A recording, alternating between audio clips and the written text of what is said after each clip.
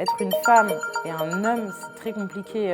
En fait, moi, c'est ça que j'ai remarqué. C'est plus discrimination à ce niveau-là. Quand je rentre dans un média rap et qu'on te fait comprendre que non, t'es pas assez qualifiée pour aller à un tournage avec des caméras parce que soi-disant je suis une femme donc je vais pas pouvoir bien tenir la caméra. Enfin, je me disais c'est ouf hein, quand même, ça veut dire même les hommes, j'ai remarqué aussi ils étaient plus payés que moi et puis même en tant que présentatrice, je suis moins payée que les gens qui sont interviewés. Enfin, quand tu apprends que les gens que tu interviews, ils ont pris 25 fois ton cachet, c'est là que j'ai commencé à me dire bon, là, je suis en train de me faire faire mal. Franchement, moi, j'ai rêvé. Au final, les gens qui me disent arrête de rêver, au final, voilà, c'est moi qui ai réussi, pas eux. Et du mental, restez positif.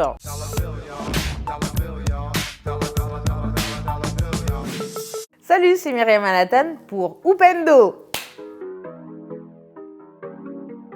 What's going on? It's One Way Mickey Monday. I'm chilling with my homegirl, Myriam Manhattan. Oui, c'est le retour de Épicé mais pas trop. On est encore là et aujourd'hui, c'est en compagnie de... C'est filmé là, hein, gros. Alors, si je devais faire une petite présentation de moi, je m'appelle Myriam, j'ai 27 ans, je suis diplômée en journalisme audiovisuel et présentatrice dans le milieu de la musique, on va dire. Voilà, présentatrice pour MTV actuellement, j'ai été présentatrice et animatrice pour Bouscapé, pour OKLM TV, aussi à la radio pour Vrai Rap Français. J'ai aussi ma chaîne YouTube où j'ai montré les coulisses de mon métier de journaliste audiovisuel. Très mauvaise arrivée. Bonjour à tous les amis, j'espère que vous allez bien derrière vos écrans. On se retrouve pour une nouvelle recette de la Hesse Express parce qu'en ce moment, c'est la Coupe du Monde, il y a des matchs.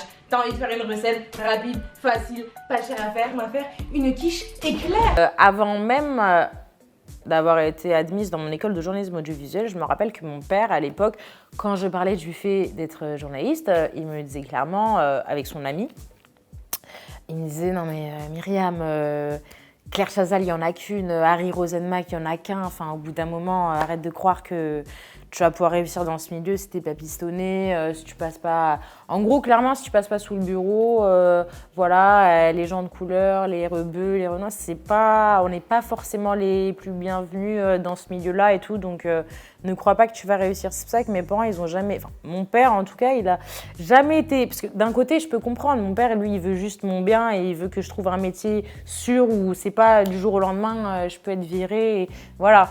Donc en fait, dans le fond, je sais que c'est quelque chose de bien qu'il essaie de me dire en mode voilà, moi ma fille je veux qu'elle réussisse et qu'elle soit pas dans un truc où on la discrimine. Mais moi je me suis dit, je me lance cette mission, c'est important de prouver justement qu'on peut se faire respecter en étant dans ce milieu et c'est pour ça qu'il faut que je montre ma différence. C'est pour ça que je suis arrivée en étant moi-même, je me suis dit voilà, je suis un peu la fille, un peu garçon manqué, je vais pas forcer montrer mes attributs ou quoi. Moi je veux vraiment qu'on retienne ma personnalité, ce que j'ai à dire, mon visage, mon sourire. Je préfère que les gens s'attachent à ça que s'attachent juste à une petite meuf qui vient à faire des interviews en étant un peu aguicheuse avec les artistes et tout. C'est pas du tout mon délire. C'est pour ça que je me suis dit, il faut que je prouve quand même à mon père que voilà, sa fille, elle peut réussir dans ce milieu tout en gardant ses principes, ses valeurs. Voilà, ça a pris du temps. Mon père, il a jamais été... Pendant toutes mes études, il m'a pas vraiment... il n'était pas en mode « Alors, qu'est-ce que tu fais? T'as fait quoi comme documentaire et tout ?» Là, ça les intéressait pas. Et d'un autre côté, même moi, je sortais le soir parce que j'allais à des concerts, je filmais. Mon père, là, je rentrais avec les grosses caméras. Il me disait « Ouais, t'es une fille de la rue. » Et j'étais en mode « Mais non, mais qu'est-ce qu'il me raconte ?» Et moi, ça me rendait triste parce que en fait, je suis là, je vais avec des parents et je suis à fond dans le truc. Je veux absolument réussir. Et je rentre et mon père, il me regarde comme ça. En fait, c'est limite, j'avais peur. En fait, j'attendais limite qu'il dort. Comme ça, je le croise pas. Il n'y a pas le regard de... C'était vraiment le soupirement en mode... Genre en mode, pourquoi j'ai fait ça? Ma fille, elle est obligée de rentrer à 1h du matin pour son travail. Il validait pas ça et tout. Mais je me suis dit, un jour, il comprendra. J'étais vraiment dans ma tête. Je me disais, un jour, c'est pas grave, il comprendra. Et au final, ça a marché. Lycée, je suis paparazzi, ok? Je suis paparazzi, je fais des photos, tac, tac, tac. Conseil de discipline, je me dis mince, il va falloir que je me fasse un nouveau nom parce que j'étais bête, hein. Déjà moi, Je t'ai pas raconté, au collège déjà, je me suis fait virer de mon collège parce que je faisais des vidéos, des photos, etc. J'en ai parlé dans ma vidéo sur YouTube. Mais en gros, collège déjà problème avec photo, Skyblog qui s'appelait Myriam Mana. Je me suis dit, bon ok d'accord, au bout d'un moment, il va falloir changer mon blaze. Lycée, je suis déléguée, je fais des photos dans l'enceinte tous les mois. Je poste le dossier du mois, janvier 2008, janvier 2009, février 2009. Et tous les gens du lycée, ils allaient checker les photos et tout en mode « Waouh, il y a ma photo ou pas? Est-ce que Paparazzi Myriam m'a prise et tout ?» Et moi, carrément, je notais toutes les personnes qui utilisaient mes photos pour leurs photos de profil. Bref, je commençais à devenir la paparazzi du lycée, tu vois. Ensuite, j'ai eu un conseil de discipline, puisque je faisais des photos dans l'enceinte de l'établissement. Il y avait des profs qui étaient un peu apparus sur les photos et tout. Donc, une prof. Et au final, je me suis dit, il va falloir que je me trouve un nouveau blaze. Et mon prof de sport, un jour, quand on était au stade, il me dit « Hey, Manhattan !» Et je me suis dit « Manhattan !» Parce que je m'appelais Myriam Mana. Mon nom de famille, c'est Mana. Et en fait, il m'a dit Manhattan et je me suis dit « Personne ne m'a appelé comme ça. Je vais m'appeler comme ça sur Facebook. Myriam Manhattan. Je vais faire un compte Facebook qui va s'appeler Myriam Manhattan. Et c'est là que je vais poster toutes mes photos de paparazzi. Comme ça, il n'y aura pas de snitch qui va aller me poucave au directeur et tout. » J'ai fait un compte qui s'appelait Myriam Manhattan. Et c'est de là qu'est né Myriam Manhattan. Photographe, paparazzi. De là, je commençais à partir à des concerts, je prenais des photos, je les mettais sur Facebook. Après le lycée, je commence à... Non, c'était première année de journalisme audiovisuel, je commence à faire mon premier petit documentaire, etc. Et après ça, en fait, j'ai commencé à côtoyer des rappeurs, tout simplement. Tu vas à un tournage de clip, ils te rencontrent, tu prends des photos, tu les postes sur Instagram, ils reprennent tes photos, ils disent « Putain, viens en studio, prends des photos, je pars au studio, et tac, et tac. » Et en fait, c'est vraiment un enchaînement comme ça qui a fait qu'ensuite, j'ai fait un documentaire sur les mecs du 9-3, Eddie High, 3010, compagnie. Dans ma 3e année d'études, un documentaire sur Take a Mike, qui faisait partie de Eddie High et tout. Parce que lui, c'était le seul que je trouvais vraiment plus sérieux que les autres. Il était vraiment à fond. Je me dis, bah, allons, faisons un documentaire ensemble. On a fait un documentaire ensemble. Et voilà. Et après ça, j'ai été diplômée en journalisme audiovisuel grâce à ce documentaire-là, que j'ai réalisé entièrement seule. Pour la 2e année, j'avais une équipe avec moi. 3e année, je me dis, je suis toute seule. Je pars avec ma caméra, micro, tati, tata. Je fais tout toute seule, j'allais à l'école tous les jours, en plus c'est Aubervilliers, tu vois, je me tapais 1h30 le matin, le soir et tout. J'étais trop déter, j'adorais ce que je faisais et tout. Porte mes épaules au bord du succès. Apparu au milieu des années 1970 dans les ghettos des grandes villes américaines, le rap est une forme d'expression vocale musicale appartenant au mouvement culturel hip-hop.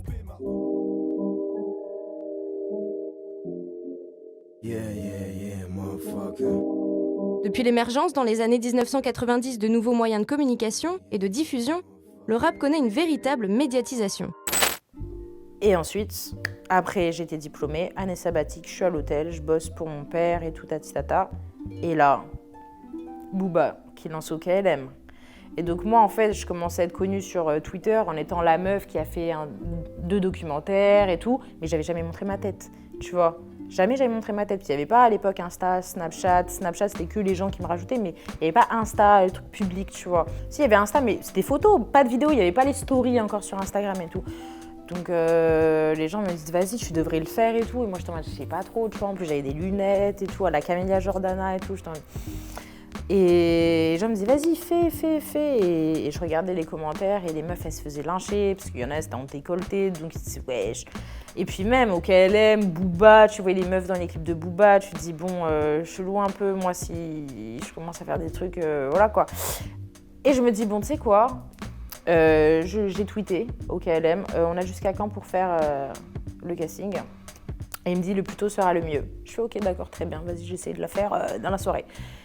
Et il commence à faire un tweet. Ok, Myriam Manhattan est en train de préparer sa vidéo. Et toi, elle en est où ta vidéo? Genre, ils ont utilisé mon blaze pour promouvoir. Et je suis en mode, mais ouais, j'ai rien dit là encore. Je fais, bon, bah là maintenant, ils ont fait un tweet. Les gens, ils me disaient, elle est où la vidéo? Elle est où? Je dis, ok, vas-y, je vais la faire. Je la fais. Je me dis, tu sais quoi? J'enlève mes lunettes, pas de décolleté. En fait, tous les trucs où ils peuvent me clasher les gens, j'enlève. Comme ça, les gens, ils vont se concentrer sur ce que j'ai à dire.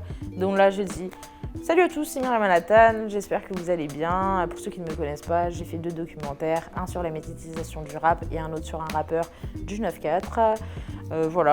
Si je vous plais, pas que physiquement, n'hésitez pas à voter pour moi, au KLM, pour nous, par nous, tu vois. Et là, boum badaboum, tu vois. Ça a pété, les gens ils ont retweeté et tout. Après, au final, je crois, le lendemain, Booba, il riposte ma vidéo.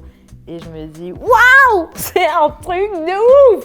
Et en fait, tout ce que j'avais fait à l'époque, tu sais, les documentaires sur les rappeurs, etc., toute ma vie, j'ai donné aux gens, tu vois. C'est moi, je faisais des photos pour les gens, je me déplace pour les gens, j'ai jamais été payée, rien. Et là, c'est comme si, d'un coup, je reçois de la force. C'est la première fois que je recevais du soutien d'inconnus, tu vois. Ça fait vraiment bizarre, tu vois. C'est la première fois, je crois que j'ai lâché une larme, mais genre de joie. Jamais j'ai compris les gens qui pleuraient de joie, tu vois. Je me disais, mais tu pleures que quand t'es triste, tu vois. C'est la première fois, genre, j'avais lâché une larme en mode, c'est ouf de recevoir autant d'amour de la part de personnes qui me connaissent pas et juste qui me soutiennent, tu vois. Ils sont en mode, ouais, cette meuf, on la veut. Et les gens ne savaient pas quelle personne j'allais devenir. Non mais... Et c'est comme ça, en fait, ça a commencé, en fait, au KLM TV. Et après, malheureusement, ça m'a déçue parce que moi, je me disais pour nous, par nous et tout, ça veut dire on va faire là les trucs. Et en fait, c'est là que j'ai compris que non, t'es une meuf, on va pas te donner autant de chance que si t'es un mec. Et c'était un milieu un peu compliqué. C'est là que j'ai commencé à me dire, mais en fait, déjà, ça m'avait déçue à l'époque du documentaire avec les rappeurs et tout. Tu sens un peu, il y a de l'ingratitude. Et là, tu donnes beaucoup aux gens. En fait, il n'y a rien. Les gens, ils pensent que tu fais tout pour eux. Alors qu'en fait, au bout d'un moment, faut que je remplisse le frigo. En fait, je veux bien faire des trucs, mais tout me demander sans jamais payer, au bout d'un moment, c'est relou. Et j'ai pensé à quitter ce milieu-là. Je me dis, en fait, c'est pas pour moi, tu vois. Et en fait, après ça, je me suis déterre parce que j'avais quand même gagné le casting, il y avait des gens qui m'encourageaient. Je me dis, tu sais quoi, ils veulent pas me donner de taf à OKLM. J'ai fait quand même 2 documentaires, j'étais toute seule, sans moyens. Je peux très bien faire ça toute seule. Je vais faire ma chaîne YouTube, j'ai commencé à faire mes vidéos. C'est la Hesse, recette de la Hesse. Allez, c'est la Hesse, faisons des vidéos sur les recettes de la Hesse. Les gens ne savent pas forcément, ils pensent que c'est juste un délire. Mais c'était vraiment la Hesse. Après, je dis pas... je vis comme un clochard sous un pont. Mais pour moi, j'estime que c'est pas l'argent de mes parents. L'argent de mes parents, ils peuvent gagner autant qu'ils veulent. Je prends pas leur argent. Moi, je me considère, si moi, j'arrive pas à me faire de l'argent, c'est la haine pour moi, tu vois. Arrivé à un certain âge, t'oses plus demander à ce que ce soit tes parents qui te payent des trucs. Tu te débrouilles toute seule. Et puis, j'ai quand même lâché l'hôtel où je bossais pour mon père pour ce milieu-là. Donc, comment vais-je dire à mon père, est-ce que je peux revenir? Non, je voulais pas revenir. Je me dis non, c'est mort. Là, je suis dans ce milieu-là. Il faut que je réussisse. Là, ça m'a déçue parce que voilà, je pensais que c'était pour nous, par nous, qu'on allait faire un bête de trucs. Au final, non, tu vois. Mais c'est là que Bouscapé, le mec de vrai rap français, mon tout premier boss, m'appelle, me dit ouais, tu fais quoi en ce moment? Et je te demande bah rien. C'est la Hesse là. Je suis à l'hôtel, je fais rien. Au KLM, je fais rien. Il m'a dit, bah, tu sais quoi, en fait, il y a les mecs de Bouscapé, là, ils m'ont posé la question de qu'est-ce que tu fais en ce moment? J'étais en mode, je fais rien, là, je suis disponible! Ils m'ont dit, bon, bah, vas-y, il est chaud, hein. En fait, il m'avait rencontré à un barbecue, le mec, et il s'est rappelé de moi. En fait, il guettait un peu ce que je faisais sur YouTube. Je crois que le jour même, hein, je suis partie directement à Bouscapé. Je suis partie les rencontrer directement au bureau avec Ahmad et Florian. Salut, on aime bien ce que tu fais. Est-ce que tu serais chaude de faire des trucs? Oui, je suis super chaude. Moi, je suis trop chaude de faire des documentaires et tout, un format long ou alors des bails de interview à la cool. Je sais pas si vous connaissez, il y a une émission qui s'appelle Hot Ones aux États-Unis où le mec il fait bouffer des wings de poulet avec des sauces. Ils sont en mode non, on connaît pas. Et du coup, en fait, voilà, je leur parle du concept, ils connaissaient pas et tout. Et en fait, de là, ils créent et puis c'est mais pas trop. Bail qui a pété, tu vois. Salut à tous, c'est Myriam, merci de nous retrouver sur Bouscapé. Aujourd'hui on se retrouve avec un nouvel épisode de Épicé mais pas trop. On va chercher notre nouvelle invitée, c'est parti. Je suis chez ce cher Serge. J'ai réussi là, non? Je suis chez ce cercle. Voilà, non franchement, allez hop là. Vas-y, c'est bon, vas-y. Non, non, c'est tout hein. Ah, c'est tout? Oui, il y a 3 manches. Allah, bismillah. Non, faut pas. Non, franchement, non, faut que ça frotte contre ton palais et tout. Non, faut pas. Je veux la rage.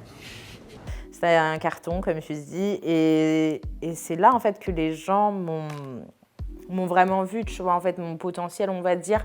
À l'époque, je le montrais comme ça, tu vois. Les gens me connaissaient pas, tu vois, mon humour. Tu sais, les gens, en fait, ils m'ont connue en tant que juste la meuf qui est derrière une caméra et on ne connaissait pas forcément ma personnalité. Et de là, de voir que... Je m'en rappelle, hein, le premier jour, j'étais à l'hôtel, hein, je bossais encore à l'hôtel, j'étais veilleuse de nuit et tout. Et Ahmad, il m'envoie un message, il me dit « Hey, regarde pas les commentaires avant demain, tu vois. » J'étais en mode ok et tout, j'avais peur, tu vois. C'était la première fois que c'était vraiment un gros média, interview et tout. Et en fait, je vois les commentaires le lendemain et voilà, deuxième fois où je pleure du coup. C'était les commentaires des gens, tu vois. Et en fait, c'est ouf en fait de voir autant de bienveillance et les gens étaient en mode mais c'est qui cette meuf? Mais je la kiffe de ouf et tout, elle apporte un truc et genre vraiment zéro commentaire méchant, tu vois. Genre vraiment, j'étais choquée. Et c'est là que je me suis dit, waouh, je kiffe trop ce que je fais, tu vois. Et c'est comme ça qu'après, j'ai continué avec Bouscapé. Après, malheureusement, il s'est passé ce qui s'est passé. J'ai aussi découvert que, voilà, à force de trop donner pour les gens, en fait, les gens profitent encore un peu. Après, je peux comprendre, c'est le business, tu vois. Les gens, ils disent, bon, bah, s'il y a moyen d'économiser, bah, on économise, tu vois, les pots les pots. Mais voilà, ça m'a vraiment fait du mal et je me suis dit, bon, tu sais quoi, c'est la Hesse, bah c'est la Hesse. Voilà, c'était la méga Hesse et je me suis dit bon, et bah tant pis. Finalement, on m'a virée. Et je me suis dit, bip. Là, la caméra, ça va être bipée et je me suis dit, nique sa mère. Au bout d'un moment, je vais faire des vidéos sur ma chaîne YouTube. À l'époque, je leur avais proposé les festivals. Ils m'ont dit on s'en fout des festivals, bah vas-y je vais y aller et tout, et au final ça a pété. Comment ça va? Je vous ai manqué ou quoi? C'est votre Gomira Manhattan. On est de retour pour vous faire vivre les coulisses. Vous le savez très bien, avec moi, Je débarque, jogging. c'est pas comme avec les autres. S'il vous plaît, je compte sur vous. Juste, je vous demande un truc, on va pas trop parler très longtemps. Mettez-moi juste un petit like. À la fin de la vidéo, un petit commentaire si vous avez kiffé. Abonnez-vous si c'est pas fait. Et la suite, vous inquiétez même pas, il va y avoir du lourd. Oh là là, vous êtes pas prêts, wesh. Et après, bizarrement, tu vois d'autres médias partir à ces festivals-là. Tu vois, j'ai dit ça, je dis rien. J'ai envie de te dire, moi, j'apporte les bonnes idées. Les gens, après, c'est compliqué parce que quand t'es en indé, les gens, après, ils aiment bien. C'est facile pour eux, tu vois. T'es tout seul, tu parles juste d'un projet. Moi, je les attends. Je commence à me dire, il fait un peu frisqué. Il fait un peu frisqué, ça veut dire demain, je vais avoir froid. Et je me suis toujours dit, je vais être moi-même. Je vais pas commencer à faire ce qui marche sur les réseaux. Parce que je me rappelle, à l'époque, j'étais à Bouscapé. Et en même temps, j'avais ma chaîne YouTube. Et eux, ils me faisaient comprendre, si tu as envie que ça marche sur YouTube, il faut que tu te trouves un domaine. Tu vois, aujourd'hui, les gens, ils réussissent parce qu'ils ont un domaine. Beauté, mode, les jeux vidéo. Et moi, j'étais en mode, mais moi, j'ai juste envie que les gens, ils me suivent constamment et pas juste quand je vais parler d'un thème en particulier, ou sinon, ça va être nul. Le jour où je vais arrêter de parler de beauté, plus personne va calculer mes vidéos. Et eux, ils me faisaient comprendre que c'est pas comme ça que ça marchait, que les gens ne s'attachent pas forcément à une personnalité. Vraiment, il faut leur apporter un thème. Moi, je me dis, tant pis, moi, je fais ma vie, je suis journaliste, alors autant montrer justement comment ça se passe, le métier de journaliste. En fait, je voulais vraiment montrer aux gens que une petite meuf comme moi, voilà, qui essaye de me débrouiller par moi-même, sans piston. Dans ma famille, il n'y a personne qui est dans le milieu du journalisme. Je voulais montrer aux jeunes comme moi que, en fait, on peut y arriver en étant soi-même. En fait, j'aimerais vraiment que des gens qui ne soient pas forcément fans de ce milieu-là, puissent quand même regarder mes vidéos et découvrir une nouvelle facette. C'est pour ça que dans Épicé mais pas trop, justement, quand j'étais avec Bouscapé, je me suis toujours dit, mon objectif, c'est qu'un jour, mes parents, ou voilà, des parents qui sont pas trop dans le milieu et qui ne valident pas trop, puissent regarder des contenus comme ça et découvrir justement des artistes et avoir une image un peu qui change vis-à-vis de ce milieu-là, de se dire, ah bah en fait, finalement, quand elle a fait l'interview avec tel artiste, j'ai vu que finalement, il n'a pas l'air, tu vois, derrière sa carapace de mec baraque et tout, voilà.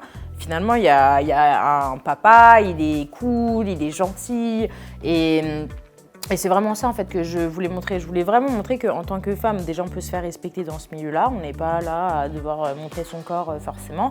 Et d'un autre côté, on peut très bien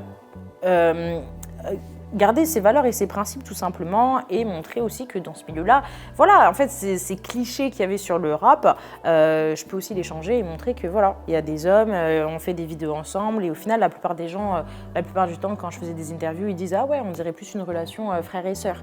Et c'est pas des trucs en mode ah ouais, lui après l'interview, on sait ce qui va se passer. Donc ça prouve que j'arrive quand même à un peu montrer une bonne image et d'ailleurs je reçois beaucoup de messages de jeunes filles et même des garçons qui m'ont dit que je les ai aidés à se lancer dans le truc, qu'au final ils veulent aussi faire les mêmes études que moi, il y en a qui sont inscrits dans la même école que moi, donc au moins je me dis je suis pas une grosse influenceuse avec des millions d'abonnés, mais j'ai une influence qui a été quand même cool parce que j'ai pu influencer des gens quand même à faire pour leurs études quand même. Et il y a des filles au final qui m'envoient des messages pour me dire franchement, t'as un exemple. Et moi, c'est ça qui me rend le plus fière. Et moi, mon premier objectif, de toute façon, ça a toujours été de rendre fier mon père. Voilà. Parce qu'il n'a jamais été fan de ce milieu-là. Donc, objectif numéro 1, ça a toujours été de, j'espère un jour, mon père, il pourra être fier de moi, malgré que je sois dans le milieu de la musique, c'est pas forcément ce qu'il préfère. Lui, il aurait aimé me voir comptable ou à l'aider dans son entreprise.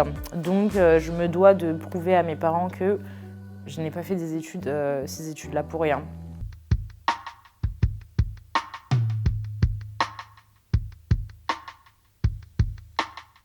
Dans le milieu, il n'y a pas trop de discrimination, hein, parce qu'on est un peu tous ensemble, mais discrimination vis-à-vis du fait que je sois une femme.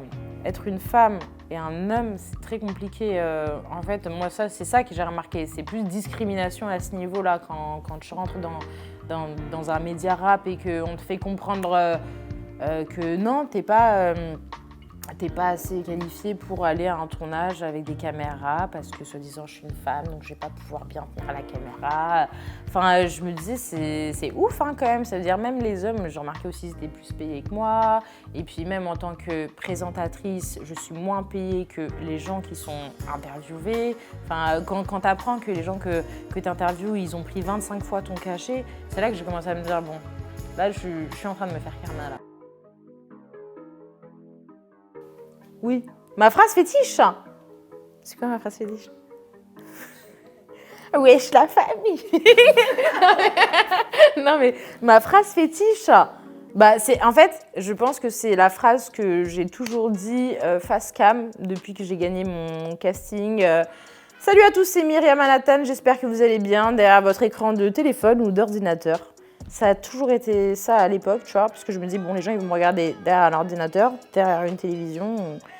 Voilà, donc je disais ça, mais après, qu'est-ce que je peux dire? C'est que la phrase qui me guide, fais aux gens ce que tu aimerais qu'on te fasse et ne fais pas aux gens ce que tu n'aimerais pas qu'on te fasse, tout simplement. Restez de bonnes personnes, gardez vos principes et vos valeurs et n'oubliez jamais de rêver. Même s'il y a des gens qui vous disent arrête de rêver et tout, il faut rêver. Parce que franchement, moi, j'ai rêvé. Au final, les gens qui me disent arrête de rêver, au final, voilà, c'est moi qui ai réussi, pas eux.